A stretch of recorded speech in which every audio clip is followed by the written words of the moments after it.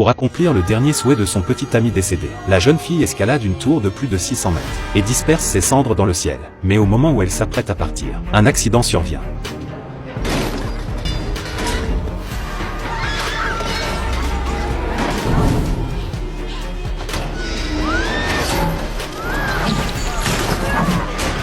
Nami réagit rapidement et attrape Lisa avant qu'elle ne chute. Elle enroule la corde de sécurité autour de la tour.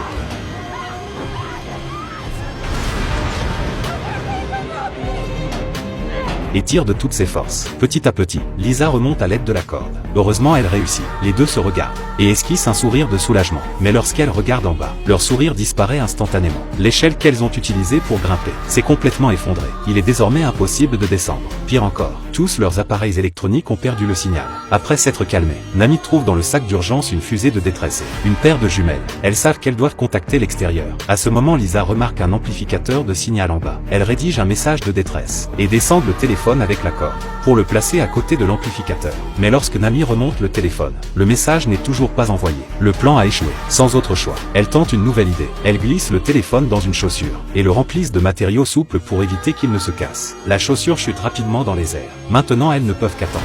Très vite, Nami observe avec les jumelles et remarque du mouvement au pied de la tour. Les deux crient de toute leur force. Mais l'homme en bas est au téléphone et n'entend rien. Un chien qui ne peut pas aboyer trouve le téléphone et entend même leurs pleurs. Mais il est rapidement rappelé par l'homme. À mesure que l'homme s'éloigne, les filles au sommet de la tour paniquent.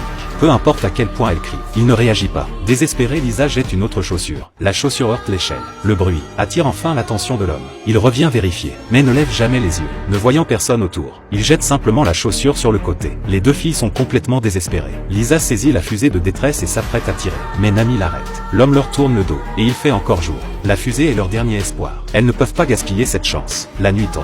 Lisa saisit le moment et tire la fusée. L'homme lève les yeux. Nami allume la lampe torche et la balance de gauche à droite. Les deux hommes au sol les remarquent enfin. Au moment où elles pensent que le secours est arrivé, les deux hommes montent dans la voiture et s'en vont. Coincées au sommet de la tour, sans eau, sans nourriture, peuvent-elles encore s'en sortir vivantes?